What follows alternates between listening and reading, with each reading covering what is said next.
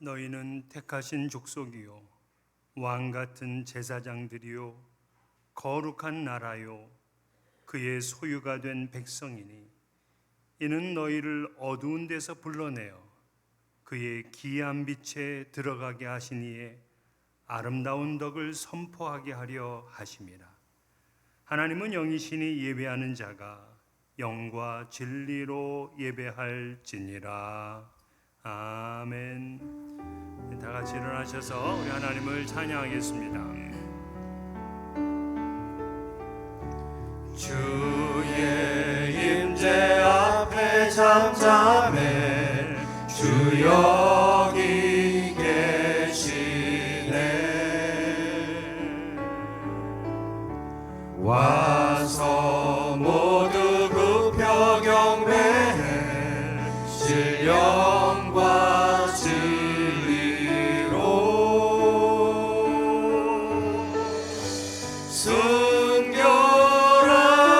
순결하신 주님 거룩한 존전에 주의 임재 앞에 잠잠해 주 여기 계시네.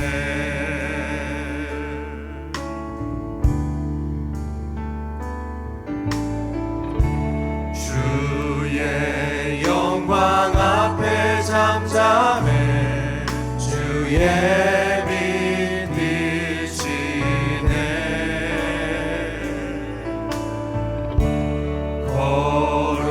거룩한 불 태우시며 영광의 관 쓰네. 주 영광 찬란해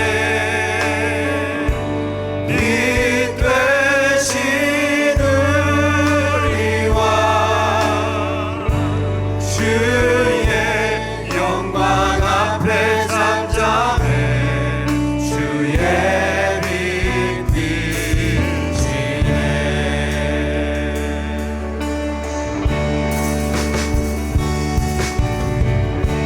주의 능력 앞에 잠잠해 주 역사하시네.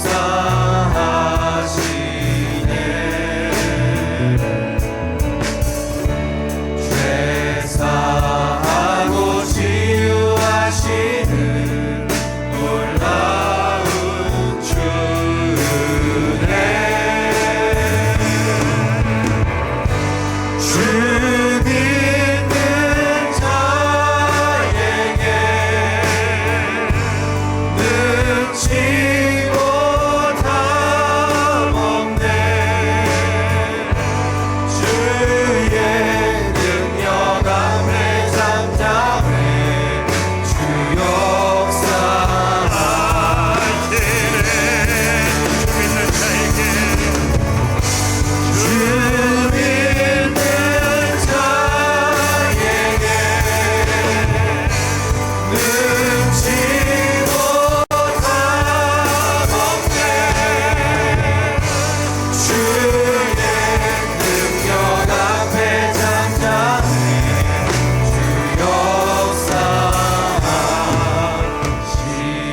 역사하시네. 다 같이 고개를 숙이셔서 겸손한 마음으로 하나님 앞에 참회의 기도를 드리겠습니다.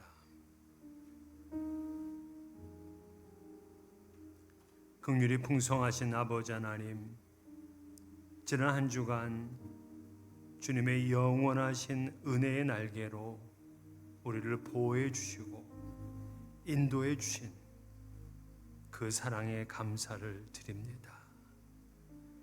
이 시간 오직 주님의 인자하심과 용납하심을 바라고 주님 앞에 나와 참회하는 주의 성도들을 불쌍히 여겨주시고 용서하여 주시옵소서. 기독교인의 삶은 진리의 말씀에 뿌리를 박은 믿음과 확신의 삶인데 우리는 그 뿌리가 견고하지를 못해서 자주 흔들렸습니다.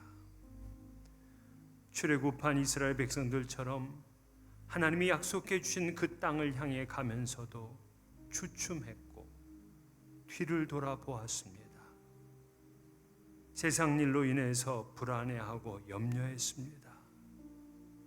주님께서는 지금까지 우리에게 가정과 일터를 주시고 먹을 것과 입을 것을 주셨는데 우리는 족한 줄 몰랐습니다.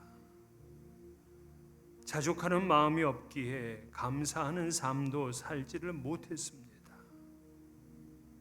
우리를 사랑하셔서 독생자까지 보내주신 하나님을 전적으로 신뢰하지 못하고 오히려 나의 힘으로만 세상을 살아보려고 애를 썼습니다.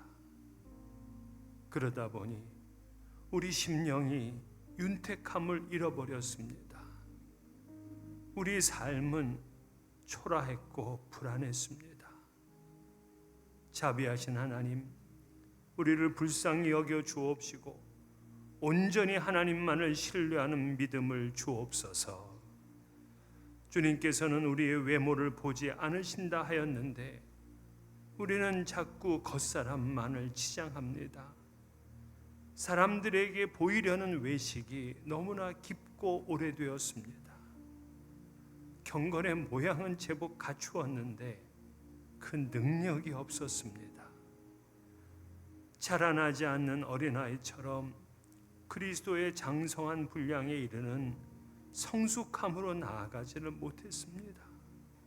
주여, 우리의 속사람을 강건하게 하여 주옵시고 외식을 버리며 진실로 하나님을 믿게 하여 주옵소서. 이제 2023년도 하반기가 시작되는 7월이 되었습니다. 지난 반년 동안도 세월을 아끼며 시간을 선용하지를 못했습니다. 세상이 흘러가는 대로 우리의 몸을 맡겼고 육체가 원하는 대로 정욕적인 삶을 살았습니다. 그리스도의 몸된 교회를 세우는 일에 열심을 내지를 못했습니다. 모이기를 패하는 사람들의 습관을 버리지를 못했고 사랑과 선행으로 서로 격려해 주며 아껴주지를 못했습니다. 주여, 이 연약한 죄인들을 용서하여 주옵소서.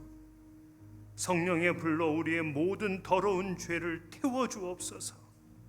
십자가에서 흘리신 보혈의 능력으로 우리의 죄악을 씻어주시고 우리를 새롭게 만들어 주옵소서. 지금은 하나님과 나만이 하는 죄악들을 생각하며 묵묵히 참회의 기도를 계속합니다.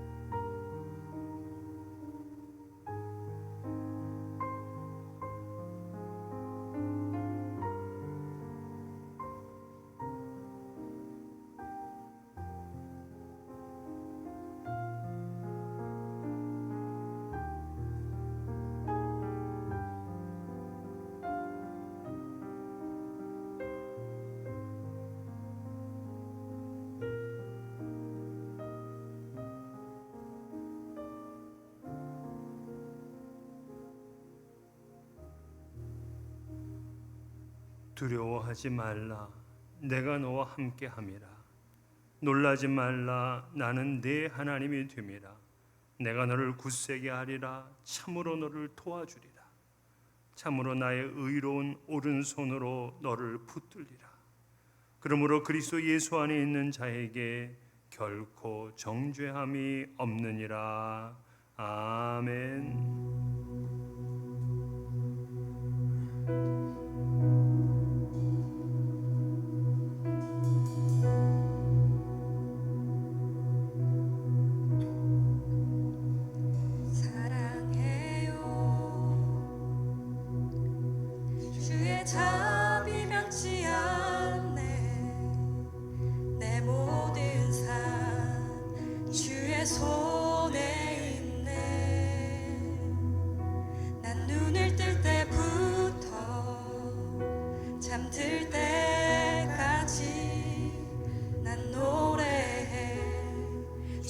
선하심을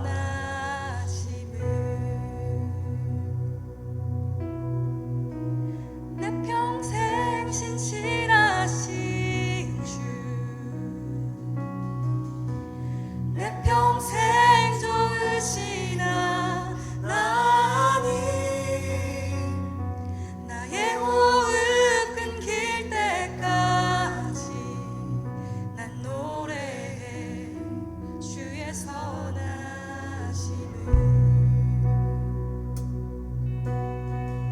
사랑해요 사랑해요 주의 자비 변치 않네 내 모든 삶 주의 손에 있네 나 눈을 뜰 때부터 잠들 때까지 난 노래해 주의 선하심을 내 평생 신실하신 주 그분은 내 평생 좋으시나 나니 나의 호흡 끊길 때까지 난 노래해 주의 선하심을 한 번 더 내 평생 신실하신 주 내 평생 신실하신 주 그분은 또한 내 평생 좋으시나 나니 나의 호흡 끊길 때까지 난 노래해 주의 선하심을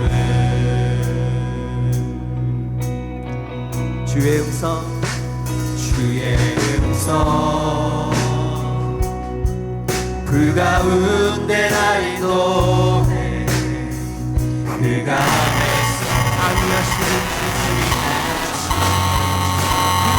아버지 그는 나의 친구 난 거하리 주의 선하심에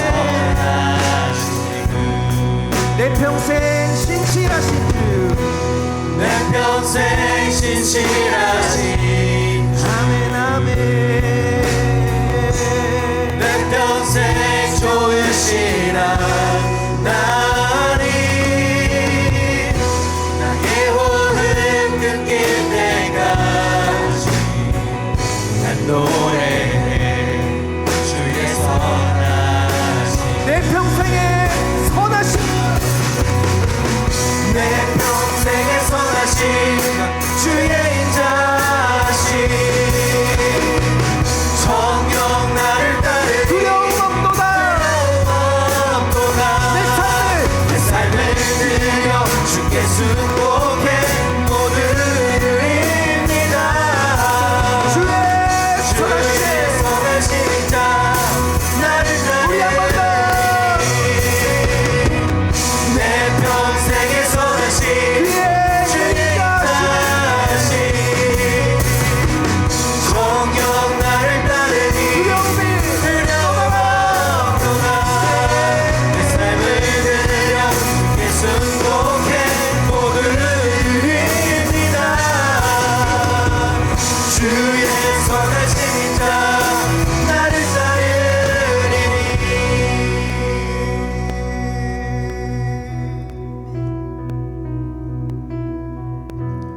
내 평생 신실하신 주 그분은 내 평생 좋으시나 나니 나의 호흡 끊길 때까지 난 노래해 주의 선하심을 내 평생 신실하신 주 내 평생 신실하신 주 내 평생 좋으시나 나의 호흡이 닿을 때까지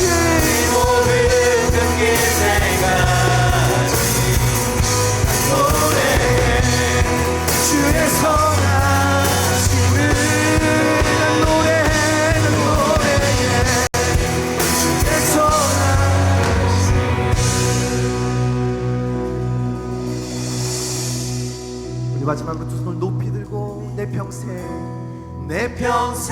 신실하신 주, 내 평생 좋으신 내 하나님, 나의 호흡 끊길 때까지 난 노래해 주의 선하심을. 우리 주 하나님, 그 영광과 존귀를 받기에 합당하신, 지금 여기 계신 하나님, 우리 한 번 더 우리 주 하나님, 우리 주 하나님, 큰 영광과 존귀를 받기에 합당하신 여기 살아계신 주님을 봅니다. 여기 계신 하나님, 온천지 만물을 지으시고 다스리는 그분은 큰 권능과 능력으로 주의 말씀 이루시니. 할렐루야. 거룩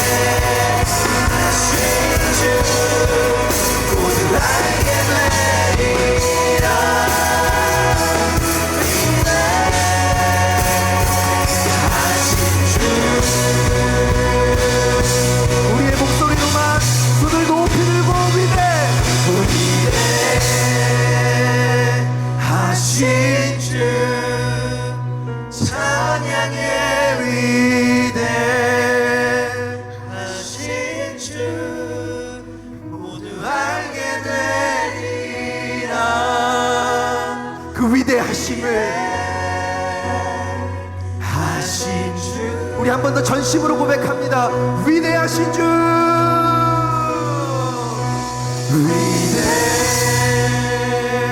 위대하신 주, 찬양의 위대하신 주, 모두 알게 되리라.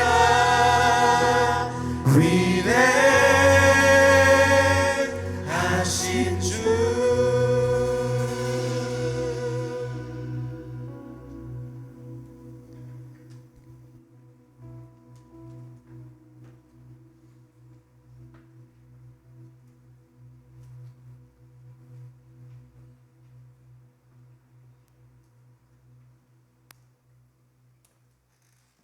전능하시고 자비로우신 하나님 아버지 감사합니다.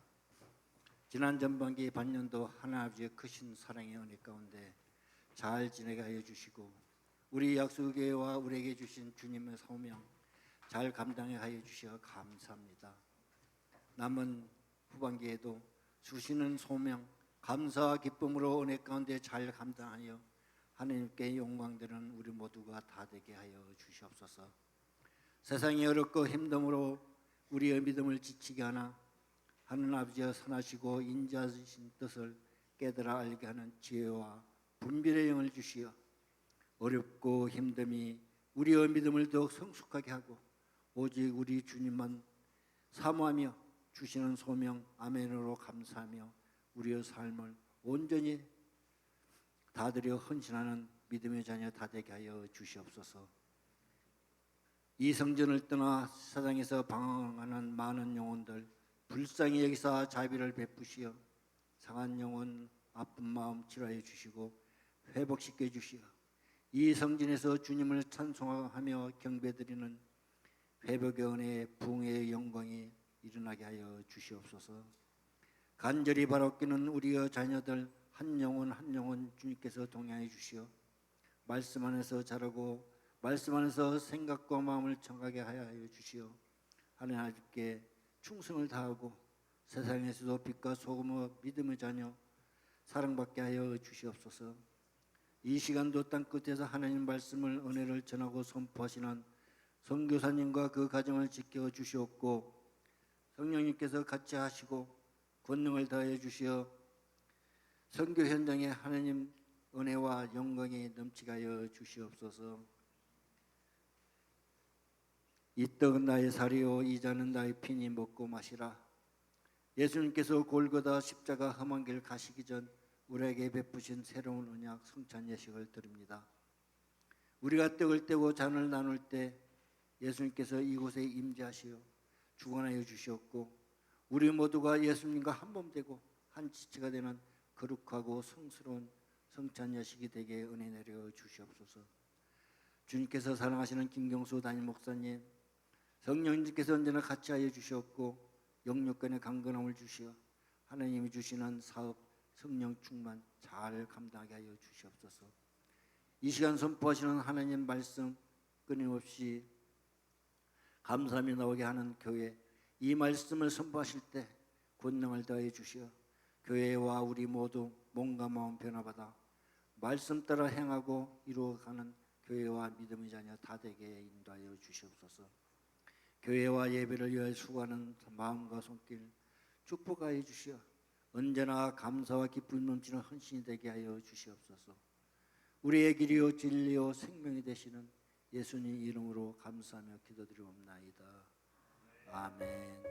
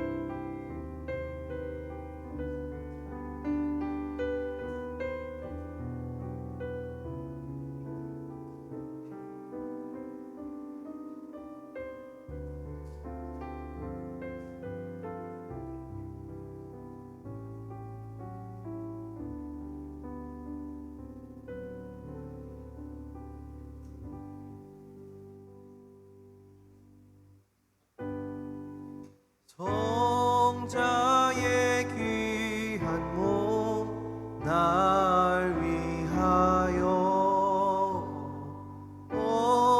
어리신 그 사랑 고마워라. 내 머리 숙여서 주님께 비는 말 나무어 주님께 바치리까.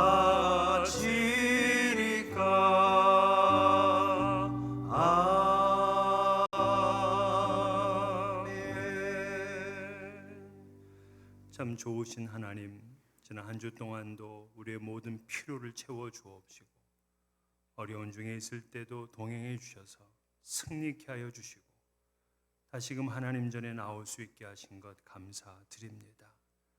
주님 앞에 나오며 빈손으로 나오지 않게 하시고 주님께 우리의 가진 모든 것을 드리는 마음으로 예물을 바치게 하셨습니다. 주님의 예물과 함께 우리 자신도 받아 주옵시고 하나님 나라 위에서 아름답게 사용되게 하여 주옵소서. 성도님들, 이 시간 기도의 제목들도 있습니다. 중심을 보시는 하나님께서 아시오니 응답해 주옵시고 가장 좋은 길로 인도해 주시옵소서. 한 주 동안 승리할 수 있도록 하나님의 전신갑주 입혀 주옵소서. 예수님 이름으로 기도하옵나이다. 아멘. 우리 옆에 있는 분과 함께 인사하겠습니다. 반갑습니다. 환영합니다. 그러셨습니다. 예, 감사합니다. 예, 우리 교회를 방문하신 우리 성도님이 계십니다. 우리 김예은 성도님 어디 계시나요? 김예은. 여기 계시군요. 예, 반갑습니다. 박수로 우리 환영하겠고요. 예, 장시훈 복정숙 우리 목사님이시죠? 예. 우리 이제 텍사스에서 계신데 우리 교회를 방문해서 함께 예배드리러 오셨습니다. 박수로 우리 한번 환영하겠습니다. 예, 감사합니다. 예, 오늘 또 예배 마치면 함께 우리 교제하시고 돌아가시길 바라겠고요. 예, 오늘 몇 가지 교회 소식을 알려드리겠습니다. 오늘은 성찬 예배를 드립니다. 우리 설교 후에 이어서 바로 성찬식을 진행하도록 하겠고요. 이번 주 화요일은 인디펜던스 데이입니다. 그래서 우리 이 여성교회 주관으로 블루베리 피킹을 다녀오게 됩니다. 근데 블루베리만 피킹하는 것이 아니라 또 우리가 삼겹살 파티를 점심때 하게 됩니다. 미리 신청해 주시면 우리가 식사 준비를 잘 하도록 그렇게 할 텐데, 물론 뭐 신청 안 하고 오셔도 점심을 안 드리겠습니까? 그건 드리긴 하겠지만은 그래도 풍성하게 준비할 수 있도록 미리 신청해 주시기를 바랍니다. 이번 주 중에 새생명반 사랑방 목자 모임 피택자 훈련이 있습니다. 주보를 잘 참고해 주시고요. 다음 주에는 새가족 환영회가 있습니다. 근데 지난해 보니까 지난해 7월에 하고 우리가 안 했더라고요. 그러니까 그날 50명 가량 이렇게 되실 것 같아요. 이번에 새가족들 다음 주에 우리 한 분도 빠짐없이 다 우리 아동부실로 가셔서 우리 점심 식사하시고 모이도록 그렇게 하겠는데요. 오래됐으니까 내가 언제 등록한지 모르시는 분들 계실 거예요. 그러니까 지난번 새가족 환영회 때 오셔서 선물을 받아가셨다 그러면 안 오셔야 돼. 근데 나 그런 기회가 없다 그러면 오시면 되겠습니다. 오늘 오후 2시 30분에 남기용 장로님 또 남성호 권사님 가정에서 레스토랑을 오픈을 해서 오늘 개업 예배를 드리는데 아주 럭셔리한 스테이크 앤 스시 레스토랑입니다. 오늘 오시는 분들 모두에게 스테이크를 대접을 하려고 했는데 제가 말렸어요. 이 많은 사람이 가서 스테이크를 보면 언제 기다리고 언제 하겠습니까? 그래서 간단하게 드실 수 있는 거로 하라고 부탁을 드렸어요. 여러분들 모두를 초대합니다. 주보에 주소가 있습니다. 주소지를 찾아오시면은 같이 예배도 드리고 또 여러분이 나중에 귀하게 시간을 내셔서 한번 방문하시면은 아주 좋은 고기로 여러분 드실 수 있을 겁니다. 오늘 친교는 우리 정균 집사님 가정에서 우리 큰딸 우리 연서 생일 기념으로 섬겨 주셨습니다. 감사드리고요. 우리에게 주신 하나님 말씀은 신약 성경 중에 데살로니가 전서 2장 13절에서 20절까지 말씀입니다. 신약성경 329면에 있습니다. 데살로니가전서 2장 13절에서 20절까지 이 계시의 말씀을 봉독할 때 살아계신 하나님의 음성을 들을 수 있기를 바랍니다. 이러므로 우리가 하나님께 끊임없이 감사함은 너희가 우리에게 들은 바 하나님의 말씀을 받을 때에 사람의 말로 받지 아니하고 하나님의 말씀으로 받음이니 진실로 그러하도다. 이 말씀이 또한 너희 믿는 자 가운데에서 역사하느니라. 형제들아, 너희가 그리스도 예수 안에서 유대에 있는 하나님의 교회들을 본받은 자 되었으니 그들이 유대인들에게 고난을 받은 것 같이 너희도 너희 동족에게서 동일한 고난을 받았느니라. 유대인은 주 예수와 선자들을 죽이고 우리를 쫓아내고 하나님을 기쁘시게 하지 아니하고 모든 사람에게 대적이 되어 우리가 이방인에게 말하여 구원받게 함을 그들이 금하여 자기 죄를 항상 채움에 노하심이 끝까지 그들에게 임하였느니라.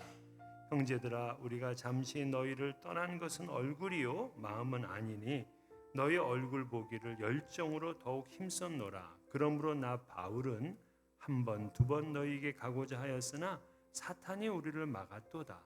우리의 소망이나 기쁨이나 자랑의 면류관이 무엇이냐? 그가 강림하실 때 우리 주 예수 앞에 너희가 아니냐? 너희는 우리의 영광이요 기쁨이니라. 아멘.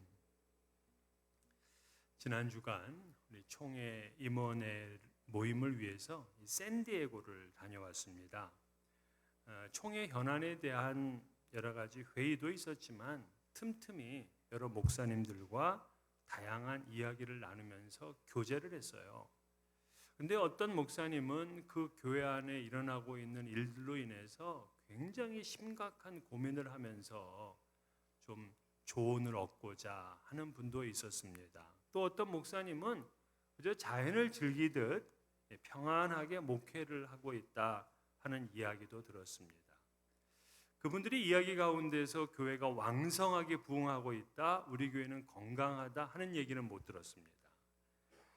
그만큼 목사님들이 겸손하셔서 말을 아끼신 분들도 틀림없이 있었을 것입니다. 저는 바라기는 우리 교회가 오늘 본문의 말씀처럼 끊임없이 감사가 나오게 하는 교회가 되었으면 좋겠습니다. 이 데살로니가 전후서는 사도 바울이 데살로니가 지역에 있는 로컬 처치에 편지를 보낸 그 서신입니다. 사도 바울과 그의 전도팀들이 데살로니가에 가서 전도를 하고 교회를 세웠는데 그 교회 성도들이 놀랄 만한 믿음을 갖게 되었어요. 그들이 복음을 듣고 예수 그리스도를 믿은 지 몇 주 안 되었지만 그들이 모여서 교회를 이루었습니다. 그리고 불과 한 1년 정도 만에 이 다른 모든 교회들의 모범이 될 만큼 뛰어난 믿음의 실력을 갖추게 된 거예요. 그래서 이 데살로니가 교회의 브랜드가 뭐냐면 믿음의 역사, 사랑의 수고, 소망의 인내예요. 즉 그들은 많은 환난 가운데서도 성령님이 주시는 기쁨으로 그 말씀을 받아들였어요. 그래서 복음을 받아들이고 수많은 우상을 버리고 오직 살아계시고 참되신 하나님을 섬겼습니다.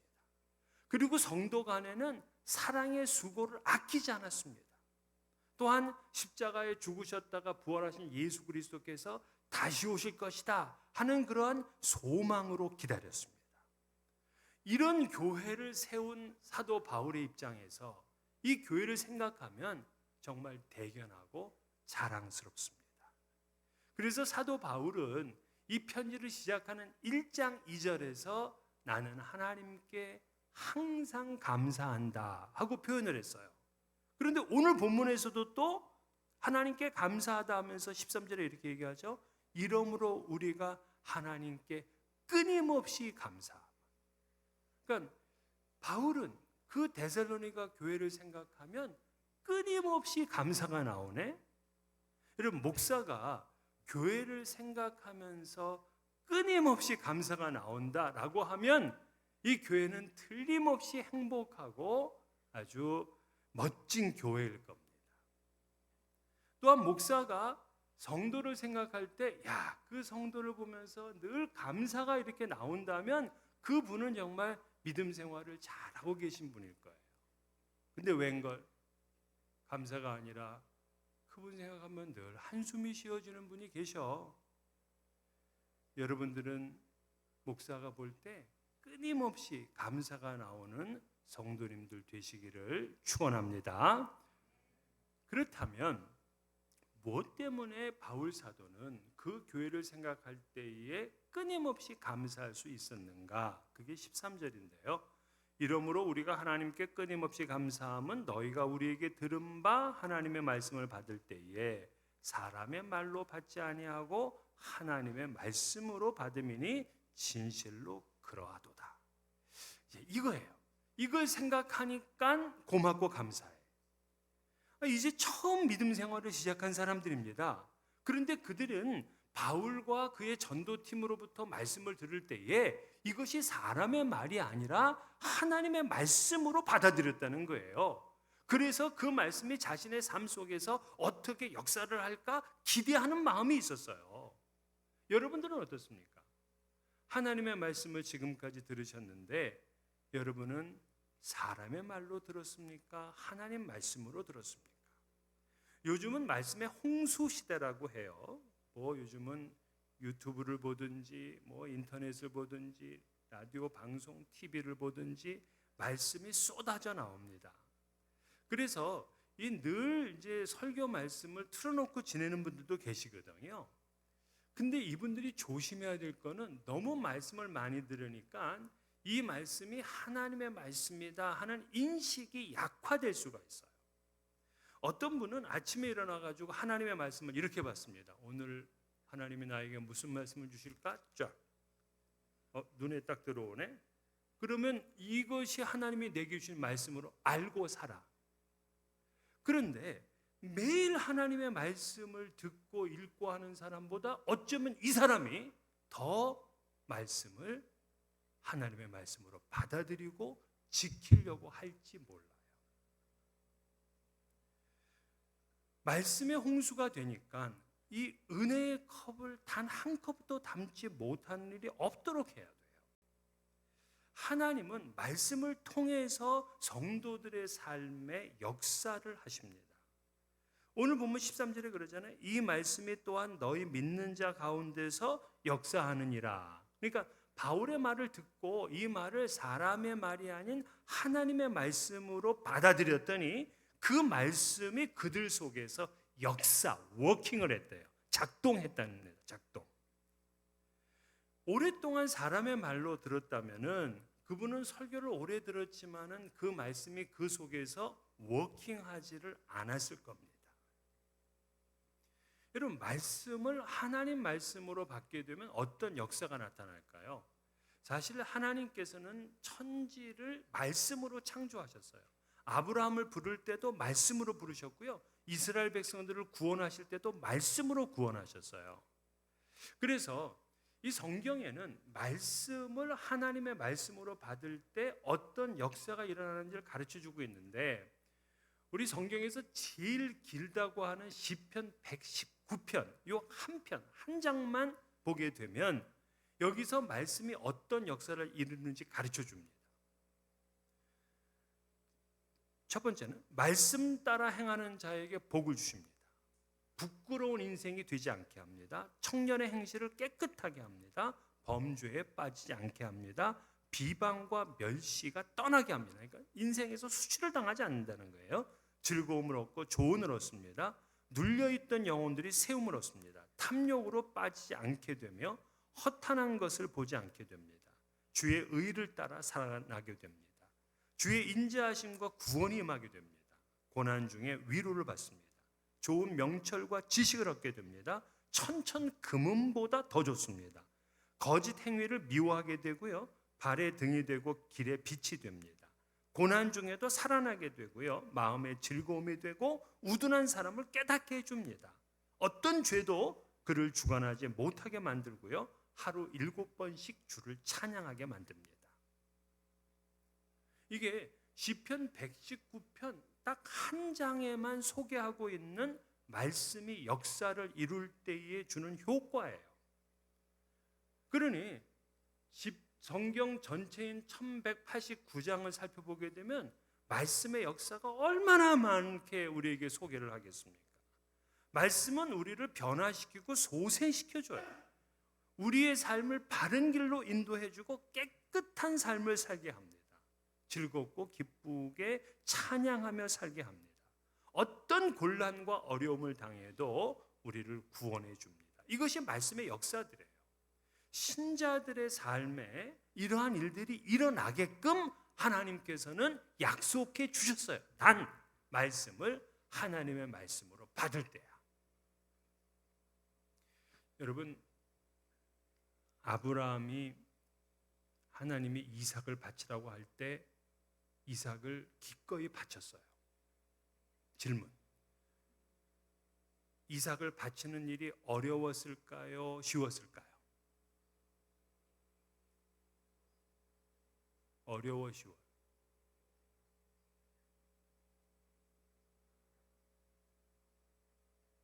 하나님께서 나타나셔서 말씀하시면 안 어려워요. 하나님 말씀이니까. 하나님이 나타나셔서 저에게 물구나무 서서 마라톤을 뛰고 오너라, 저 해야 돼요. 해야 돼. 하나님 말씀이잖아. 하나님의 말씀이라고 믿으면 말씀을 따라 살아가는 것이 하나도 안 어려워. 그러나 우리는 하나님의 말씀이라고 안 받아들여요. 그래서 말씀에 순종하는 게 너무 어려운 거예요. 히브리서 4장 12절, 하나님의 말씀은 살아있고 활력이 있어 좌우에 날선 어떤 검보다도 예리하여 혼과 영과 및 관절과 골수를 찔러 쪼개기까지 하며 또 마음의 생각과 뜻을 판단한다 그랬어요. 그러니까 말씀은 살아있기 때문에 우리의 영혼과 관절과 골수까지 찔러 쪼개는 그러한 역사가 있습니다. 그런데 이렇게 말씀이 우리 속에 들어오면은 역사를 이루게 되는데, 왜 우리는 오랫동안 예수를 믿었는데 그 말씀이 내 삶 가운데서 역사하지를 못하고 있는가? 여러분, 성경에 씨 뿌리는 비유가 있잖아요. 마태복음에도 있는데 누가복음에도 있습니다. 근데 누가복음 8장을 보게 되면 그 씨 뿌리는 비유에서 씨가 열매를 맺지 못하도록 하는 그 장애물들이 뭔지를 가르쳐줘요. 첫 번째가 마귀입니다. 마귀. 누가복음 8장 12절, 길가에 있다는 것은 말씀을 들은 자니 이에 마귀가 가서 그들이 믿어 구원을 얻지 못하게 하려고 말씀을 그 마음에서 빼앗는 것이요. 그러니까 하나님의 대적자인 이 마귀는 당연히 우리가 말씀을 받으면 그 말씀 가운데서 살고 그 말씀이 내 속에서 워킹하고 하는 이런 일들이 이루어져야 되는데, 마귀는 그렇게 되지 못하도록 말씀을 빼앗아가 버린대. 그래서 오늘 우리가 이렇게 지금 여러분이 집중해서 말씀을 듣잖아요. 근데 저 문만 나가면 이상하게 빼앗겨. 뭔 일을 들었는지 몰라. 친교 시간만 지나면 오늘 무슨 얘기했는지 서로가 모른다고요. 이 마귀는 우리 심중에 떨어진 말씀이 그냥 떨어지자마자 채가버리거든요. 말씀이 우리 속에서 역사할 수 있는 기회를 주지 않는 거예요. 그래서 여러분, 우리들이 왜 자꾸 성경을 암송하려고 하고 아침마다 일어나서 그 말씀을 하루 종일 묵상하려고 하고 왜 우리가 사랑방 모여가지고 말씀을 나누고자 하느냐? 그 이유는 한 가지야. 말씀을 마귀한테 빼앗기지 않게 하기 위해서예요. 두 번째 말씀이 워킹하지 않게 하는 게 시련이에요.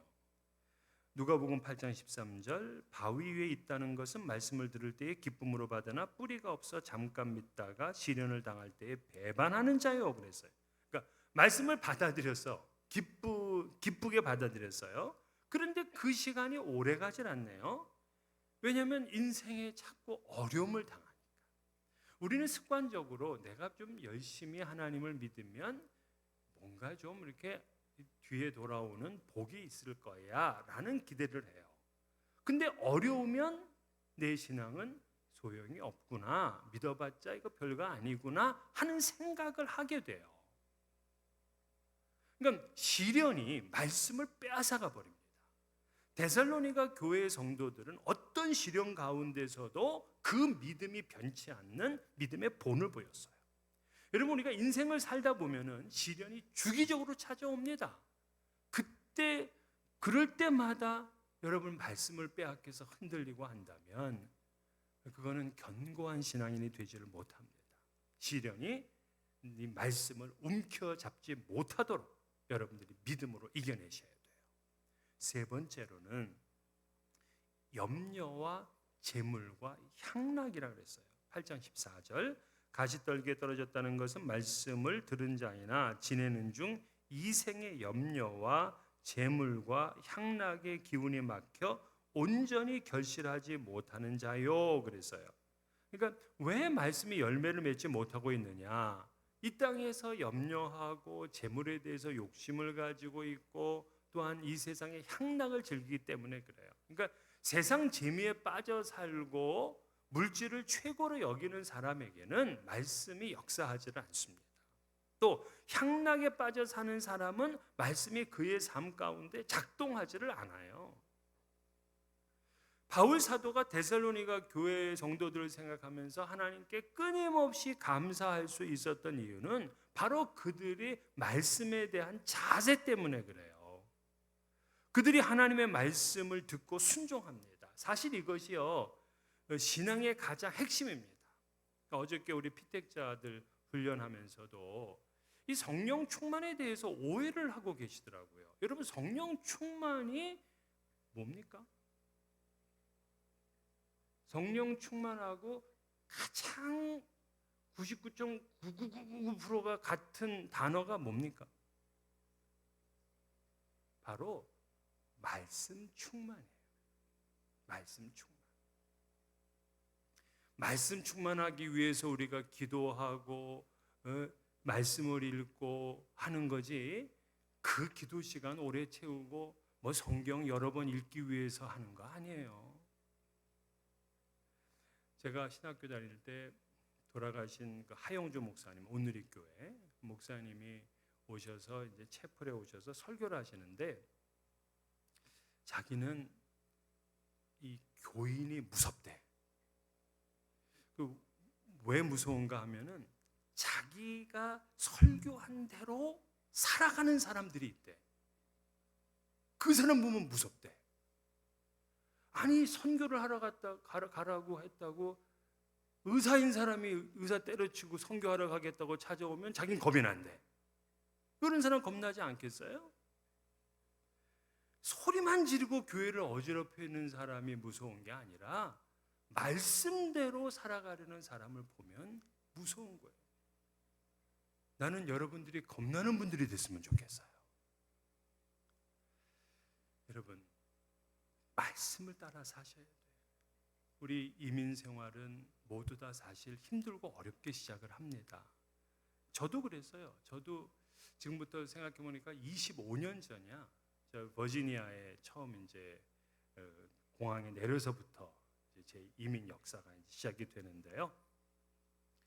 그때 와서는 정말 이 앞길이 하나도 보이지 않는 이 안개길 같았어요. 앞에 뭐 낭떠러지가 있는지 뭐가 있는지도 모를 정도로 그렇게 아주 심각한 그런 상태였어요. 뭐 신분도 없죠. 뭐 내가 사역할 수 있는 뭐 그런 교회가 있는 것도 아니죠. 내가 공부를 할 수 있도록 학교가 이미 된 것도 아니죠.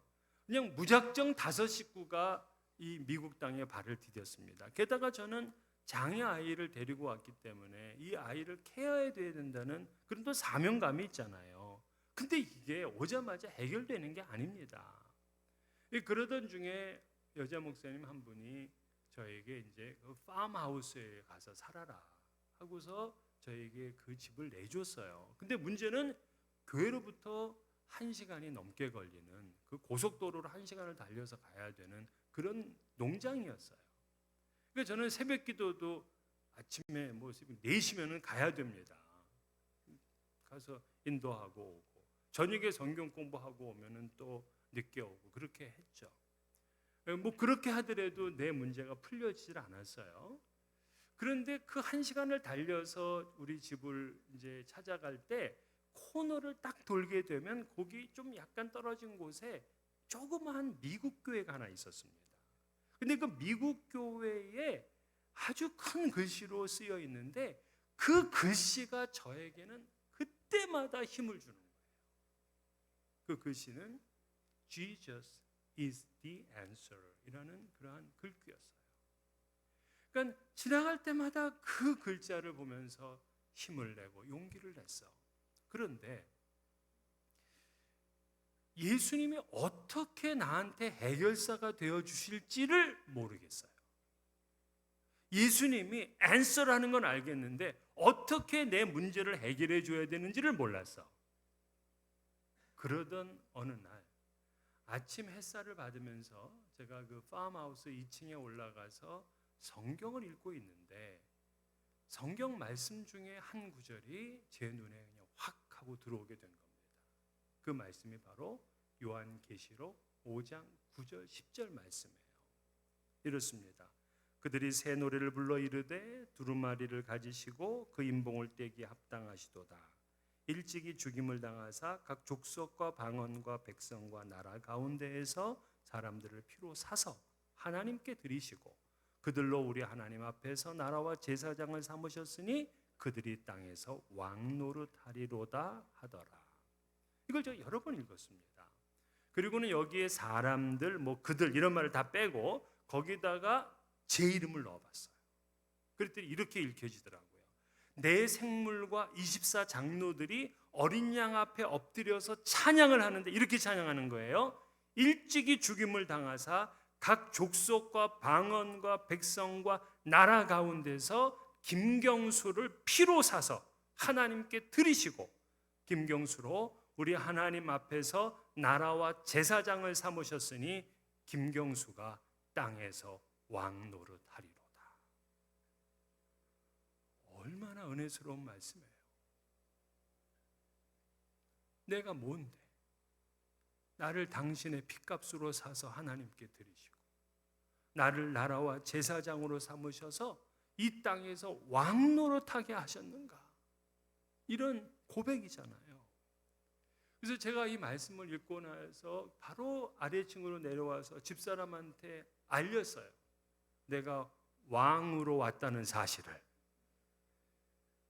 그래서 우리 집은 왕족이다. 왕족이 뭘 불안해할 게 있고 뭐를 두려워할 게 있느냐? 우리 땅을 보러 가자. 해가지고 그 순간 모두 여행짐을 쌌습니다. 뭐 아무것도 안 하고 있으니까 그냥 언제든지 떠날 수가 있잖아요.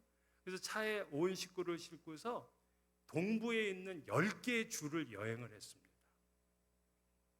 내 땅이 얼마나 넓은지를 본 거죠. 근데 굉장히 멀리 다녀왔다고 생각했는데 뭐 갔다 오고 지도를 보니까 이제 한쪽 구덩이 갔다 왔더라고요. 내가 다스릴 땅이라고 생각하니까 그때부터 염려가 없어. 두려움이 없어요. 그 하나님께서 나를 어떻게 왕 노릇하게 하실 것인가 하고 하나님은 치밀한 계획을 가지고 계셨어요. 어떻게 했는지 얘기하려면 오늘 1시간 안에 못 끝나요. 그래서 그거는 다음 기회에 하나님의 인도하심에 대한 말씀을 제가 나누도록 하겠습니다.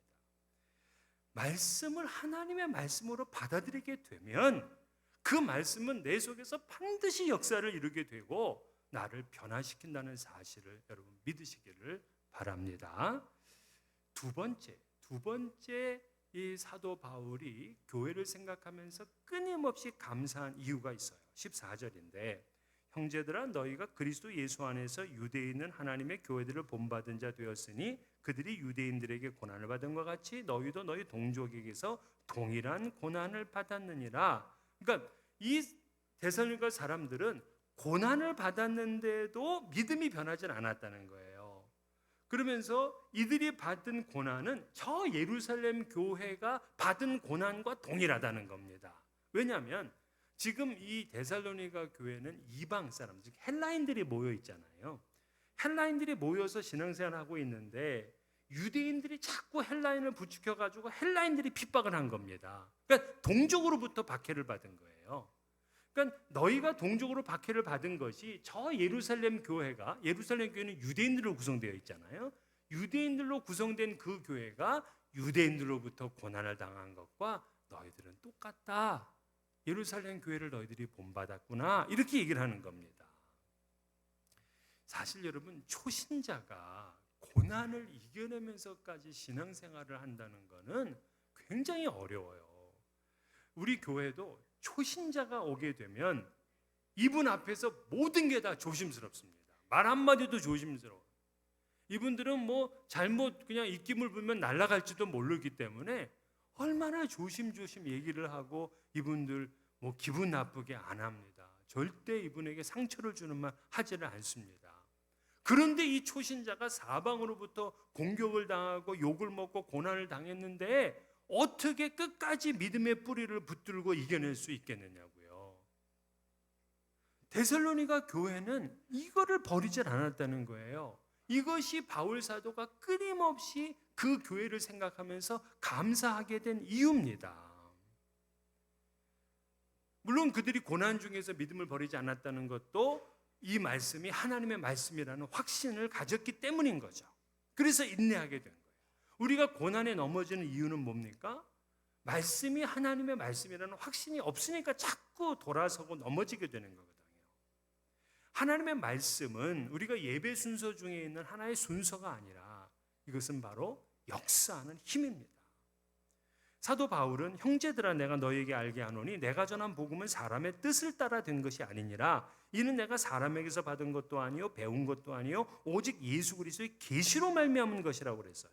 그러니까 예수 그리스도의 계시로 말미암았으니까 이게 무슨 마술 주문같이 저절로 뭐가 이루어지는 것이 아니라 오직 이것을 하나님의 말씀으로 믿고 받아들이는 사람에게 역사를 하는 거예요.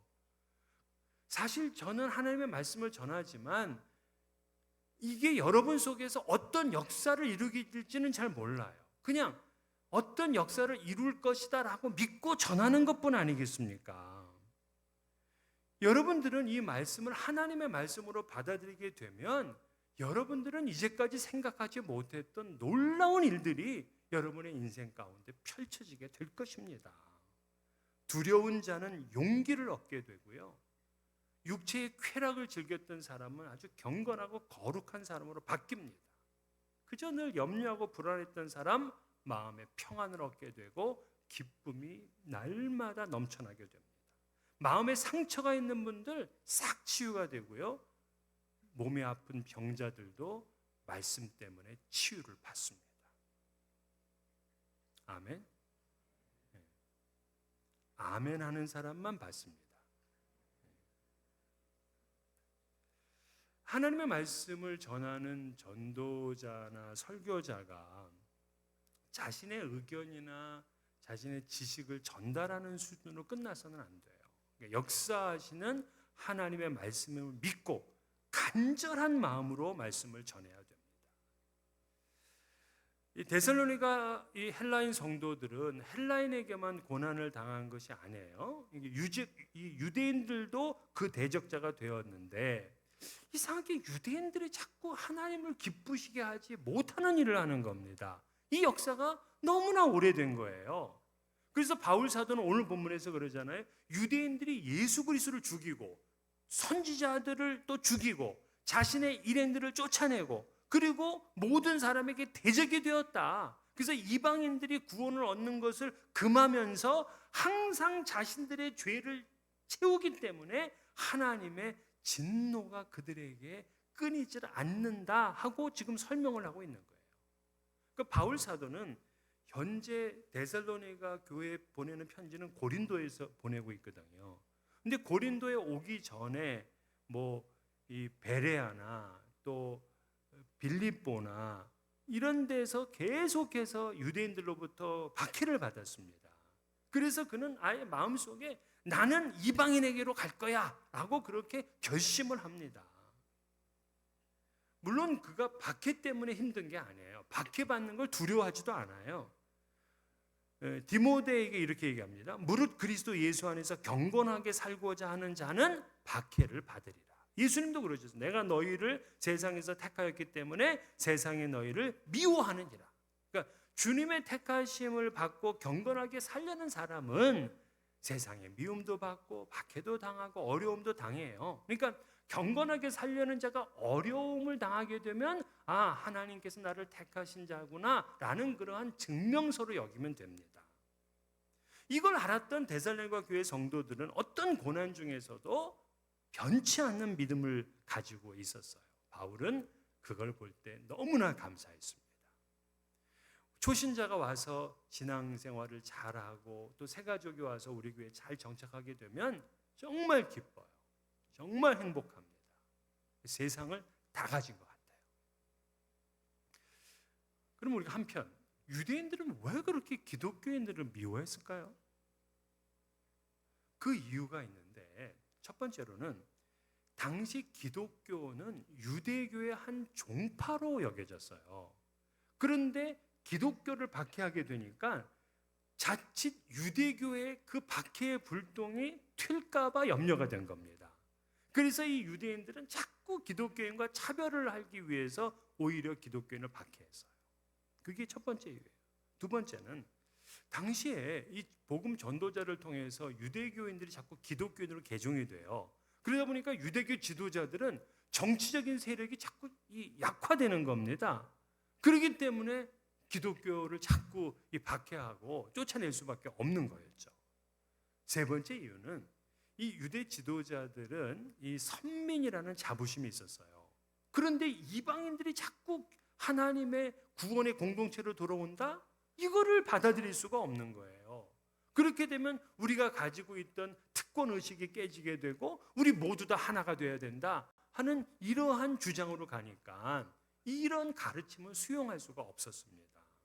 그리고 마지막 네 번째는 이방인들이 하나님 백성이 되므로 그들이 구원받는 백성이 된다는 것에 대한 반감을 가졌기 때문에 그래요. 이들은 한 이방인이 메시아를 영접하고 하나님께 돌아오게 된다면 환영하고 기뻐해야지. 그런데 그들이 구원받을까 봐 아주 전전긍긍합니다. 이렇게 되므로 유대인들은 자기 죄를 항상 채웠대요. 자기의 죄를. 반역의 죄가 항상 쌓여져 갔습니다. 그 대가가 하나님의 진노였던 것입니다. 그런데 바울 사도는 이렇게 지독한 유대인들의 박해에도 불구하고 믿음을 포기하지 않았던 데살로니가 교회의 성도들, 그 사람들 생각하면은 너무 고맙고 자랑스러워. 진심으로 하나님께 감사하고 이런 성도들을 만나게 해주신 하나님이 너무 좋은 거예요. 그런데 물론 사람들은 바울과 이 데살로니가 교회의 성도들을 자꾸 이간질을 시켰어요. 그래서 바울이 데살로니가 교회에 가지 못하도록 해놓고 나서는 바울이 데살로니가로 오지 않는 이유가 그들이 전한 말이 거짓이고 사기였기 때문에 우리에게 다시 나타나지 못하는 것이다, 이렇게 선전을 했습니다. 근데 그건 아니었거든요. 이 바울은 여러 번 가려고 했습니다. 17절 보게 되면 형제들아 우리가 잠시 너희를 떠나는 것은 얼굴이요 마음은 아니니 너희 얼굴 보기를 열정으로 더욱 힘썼노라. 그러니까 지금 이렇게 출중하게 믿음 생활을 잘하고 있는 성도들을 얼마나 만나고 싶겠습니까? 그래서 여러 번 가고자 했지만은 사탄이 막았대요. 사탄이 18절을 보게 되면 사탄이 우리를 막았도다라고 써 있어요. 여기서 막았도다가 헬라어로는 에네코페인이라는 말인데, 에네코페인은 이렇게 진군을 하게 되면 도로나 뭐 다리 같은 걸 파괴하잖아요. 이때 쓰는 단어가 바로 에네코페인이야. 군대의 진로를 차단한다, 이런 뜻으로 쓰는 거예요. 그러니까 사탄은 이 바울이 데살로니가 교회 성도들하고 만나는 것을 못하게 해. 왜? 그러면 믿음의 이 시너지 효과가 그냥 폭발하지 않겠습니까? 그래서 이 오늘날도 사탄은 믿는 사람들의 만남까지도 간섭합니다. 못 만나게 해. 하나님의 교회를 위해 도움을 주려고 하는데도 못하게 방해하고 막는 거예요. 뭐 성적인 유혹을 한다든가 뭐 박해를 통해서 믿음을 포기하게 만든다든가 이래요. 이 바울은 두어 번 이 데살로니가 교회로 가고자 애를 썼는데 여의치가 않았어요. 그런데도 데살로니가 성도들은 믿음을 지켰습니다. 그럼 이들이 이 믿음을 지킨 것이 도대체 얼마만큼 훈련을 받고 믿음을 지켰냐면 딱 3주. 이들이 3주 훈련받고 이렇게 박해와 세상의 모든 시련에도 그 믿음을 지켜나간 거야. 그러니까 이런 믿음은 며칠이면 된다? 며칠? 3주면 되는 거예요. 3주. 왜 말씀을 안 하죠? 자, 이 데살로니가 교회 성도들의 믿음 같이 되려면 몇 주면 된다? 3주. 여러분은 지금 몇 주 됐어요? 우리들은 다 오버퀄리파이야. 3주가 아니라 3년, 아니 30년에 2배인 60년 되신 분도 계시더라고요.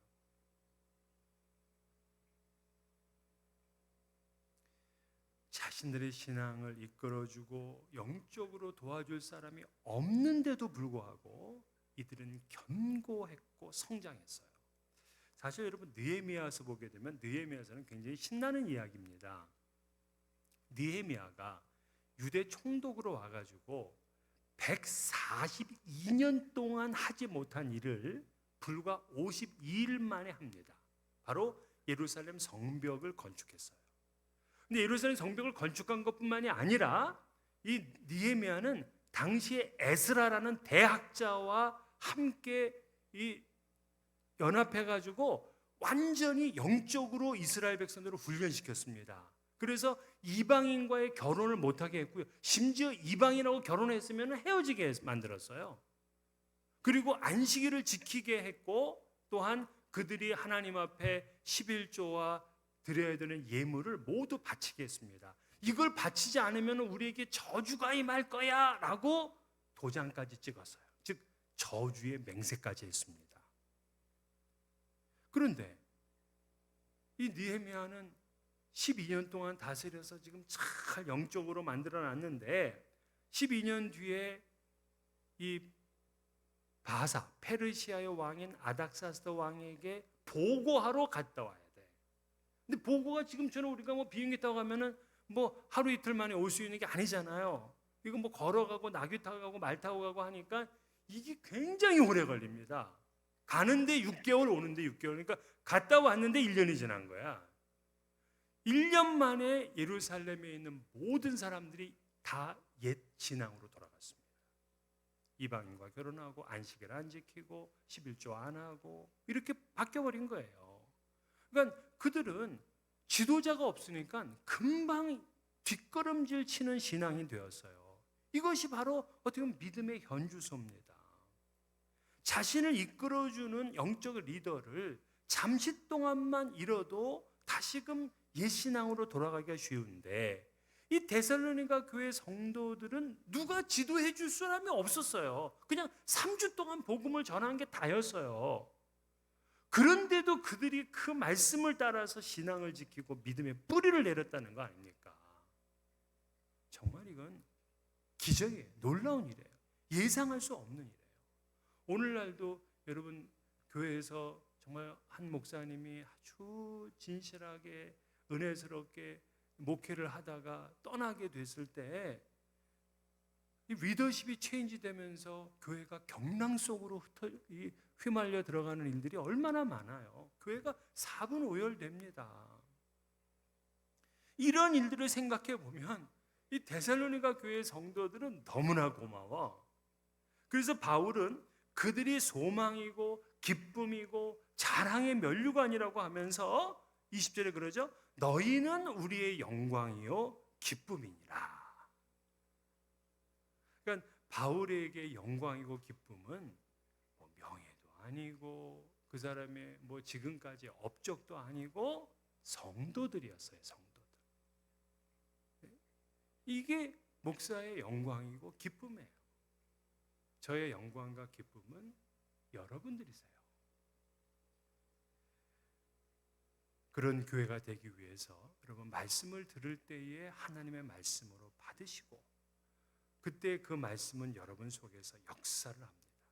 그리고 우리가 살아가면서 당하는 모든 시련과 고난도 넉넉하게 이기시는 여러분 되시기를, 그래서 우리 주님의 기쁨이 되고 또 목사에게는 큰 감사가 되는 성도님들 되시기를 주의 이름으로 축원합니다. 이 시간 우리 성찬식을 거행하도록 하겠습니다. 경건한 마음으로 찬송가 303장 1절과 2절을 부르시겠습니다. 날 위하여 십자가에 중한 고통 받으사 대신 죽은 주 예수의 사랑하신 은혜여 보배로운 피를 흘려 영영 죽을 죄에서 구속함을 받은 우리 어찌 찬양할 그 예수 안에 있는 우리 한량없이 즐겁고 주 성령의 위로함이 마음속에 차도다. 천국 음악 소리 같은 은혜로운 그 말씀 끊임없이 듣는 우리 어찌 찬양할까.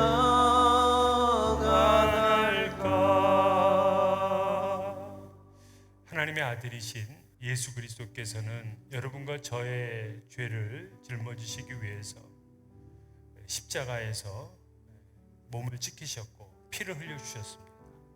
우린 그것 때문에 새로운 생명을 얻을 수 있었고 거듭난 피조물로 살아올 수 있었습니다.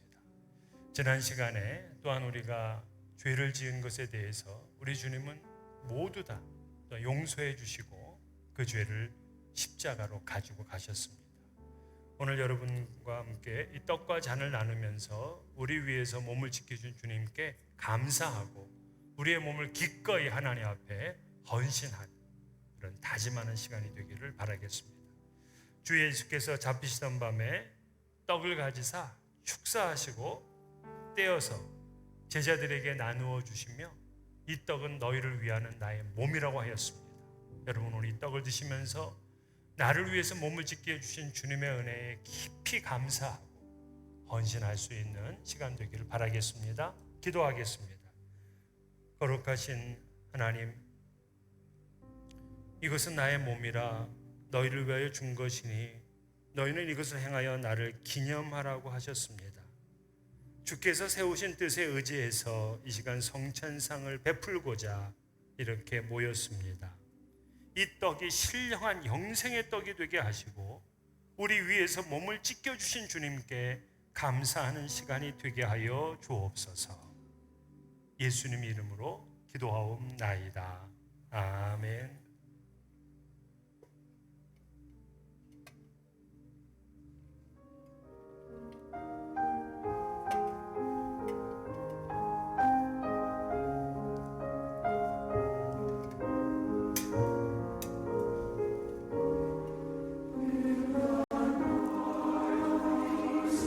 세례를 받으신 분들은 모두 떡을 받으시길 바랍니다.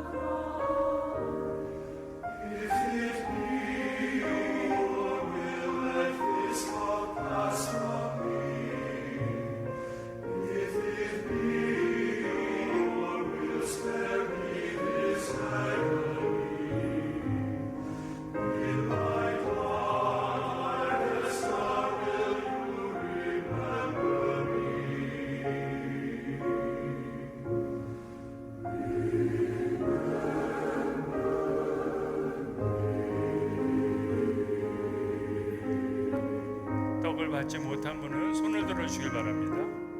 네, 다 받으셨나요?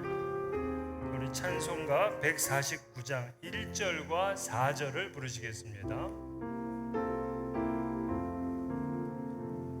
주 달려 죽은 십자가 우리가 생각한 때에 세상에 속한 욕심을 헛된 줄 알고 버리네. 온 세상 만물 가져도 주님 보다 값겠네. 놀라운 사랑 받은 나 몸으로 재물 삼겠네.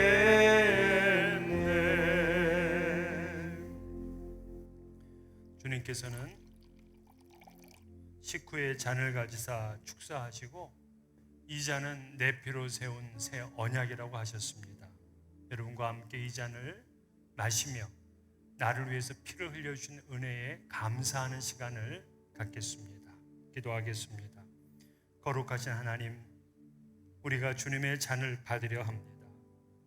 우리를 위해서 흘리신 이 피로 만백성의 죄를 용서하였음에 우리도 이 잔을 받고는 서로 용서하게 하시고 사랑하게 하여 주옵소서. 주님과의 언약을 새롭게 하며 다시는 옛사람의 삶을 살지 않도록 돌이키는 시간 되게 하여 주옵소서. 예수님 이름으로 기도하옵나이다. 아멘.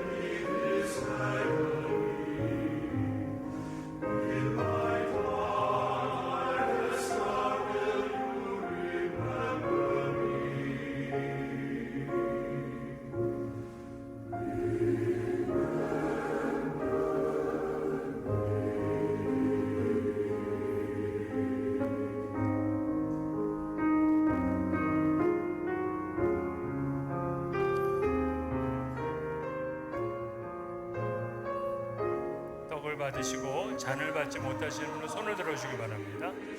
우리 찬송가 263장 1절만 부르시겠습니다. 이 세상 엄하고 나비 늘 기도 힘쓰며 큰 권능 얻겠네. 주의 은혜로 계속 받아서 비와 같이 붉은 죄는 같이 이겠네. 기도하겠습니다. 거룩하신 하나님, 우리 주님께서 제자들과 함께 가지셨던 성찬을 오늘 우리도 베풀었습니다. 주님께서 십자가를 지심으로 우리 모든 죄에서 용서해 주신 것을 온 몸과 마음으로 감사를 드립니다. 우리를 새롭게 거듭나게 해준 주님을 찬양합니다. 이제 2023년 7월이 되었습니다. 지난 반년 동안도 베풀어 주신 은혜에 감사를 드립니다. 새 달에는 더 주님을 사랑하고 헌신할 수 있는 시간 되게 하시며 복음에 합당한 삶을 살고 하나님 아버지께 영광을 돌리게 하여 주옵소서. 예수님 이름으로 기도하옵나이다. 아멘. 우리 다 같이 일어서서 우리 하나님을 찬양하고 기도하겠습니다. 진정한 예배가 진정한 예배가 숨쉬는 교회, 주님이 주인 되시는 교회, 믿음의 기도가 쌓이는 교회, 최고의 찬양을 다시 한번 진정한 예배가 숨쉬는 교회, 진정한 예배가 숨쉬는 교회, 주님이 주인 되시는 교회, 믿음의 기도가 쌓이는 교회, 최고의 찬양을 드리는 교회, 말씀이 살아 움직이는 교회, 선도의 사랑이 넘치는 교회, 섬김과 헌신이 기쁨이 되어 열매 맺는 아름다운 교회, 주님의 마음 닮아서 이웃을 사랑하는 교회, 주님의 영광을 위해서 이 대신 주님 전하는 교회, 사랑의 불꽃이 활짝 피어나 날마다 사랑에 빠지는 교회, 주께서 사랑하는 우리 교회가 이런 교회 되게 주님의 마음 하소서. 닮아서 주님의 마음 닮아서 이웃을 사랑하는 교회, 주님의 영광을 위해서 이 대신 주님 전하는 교회, 사랑의 불꽃이 활짝 피어나 날마다 사랑에 빠지는 교회, 주께서 사랑하는 우리 교회가 이런 교회 되게 하소서.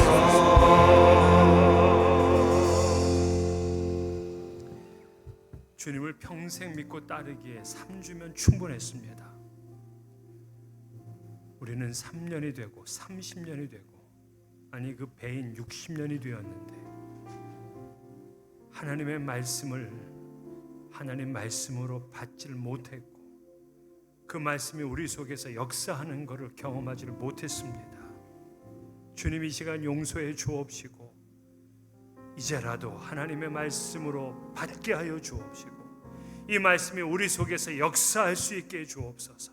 마귀가 시련이 물질과 향락이 재물이 우리의 말씀을 빼앗아 가지 못하도록 견고한 믿음을 갖게 해달라고, 우리 삶 속에서 하나님의 말씀이 역사하는 것을 볼 수 있게 해달라고, 우리의 가정과 교회에 이런 이들로 넘쳐나서 우리들 모두가 감사가 이어져 갈 수 있는 교회가 될 수 있게 해달라고, 우리 다 같이 주여 한번 부르시면서 전심으로 하나님 앞에 기도하시겠습니다. 주여, 주여,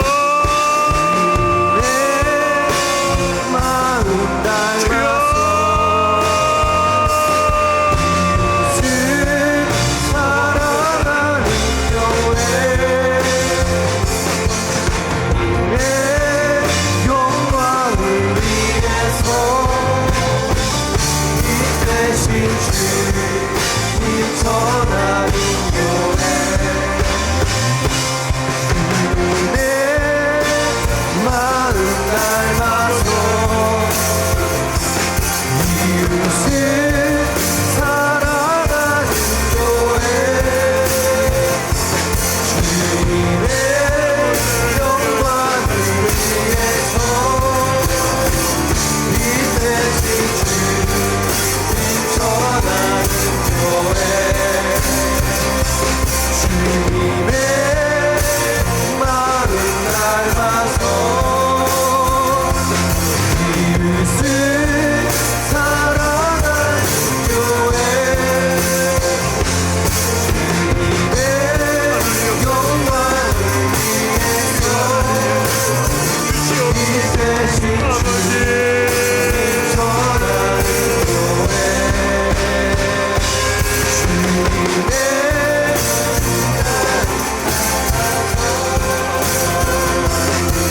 이웃을 사랑하는 교회,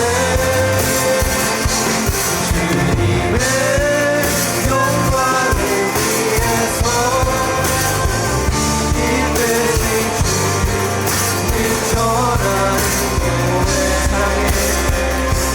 사랑의 눈꽃이 활짝 피어나 날마다 사랑에 빠지는 교회, 주께서 사랑하는 우리 교회가 이런 교회에게 하소서. 거룩하시고 자비로우신 하나님, 하나님의 말씀을 주셨는데도 나는 목사인데 이 말씀을 하나님의 말씀으로 받지를 않았습니다. 나는 장로인데 하나님의 말씀으로 믿지를 않았습니다. 나는 권사고 집사고 찬양팀이었고 또 아이들을 가르치는 교사였지만 말씀을 하나님 말씀으로 믿지를 않았습니다. 주여, 이 죄악을 어떻게 감당하겠습니까?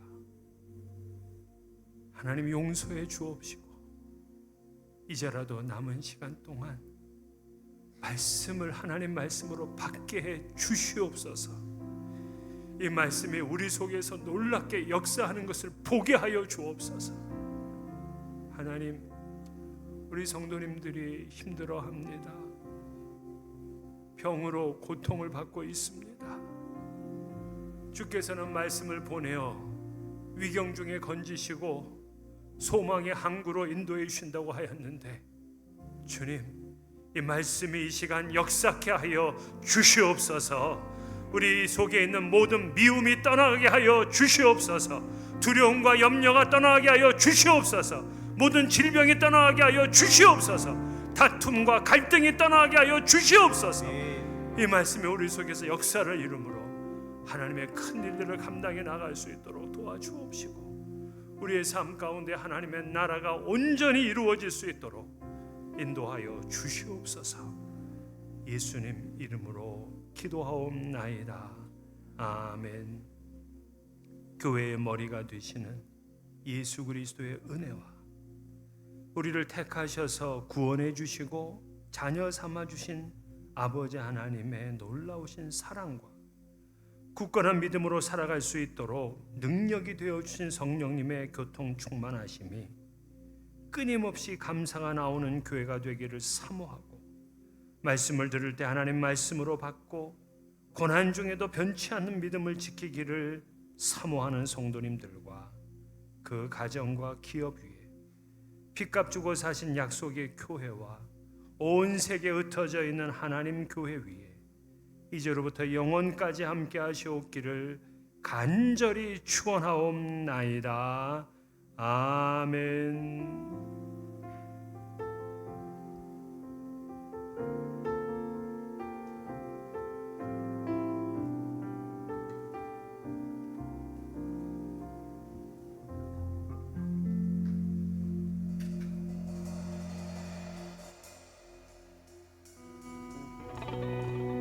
사랑해요